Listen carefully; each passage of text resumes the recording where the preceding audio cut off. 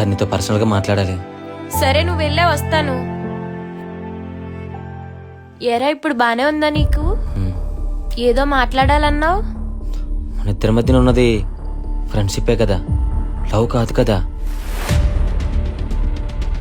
అంటే లవ్ ఏమోనని. లేదురా, నువ్వు ఫ్రెండ్స్ అన్నావు కదా, ఫ్రెండ్షిప్పే.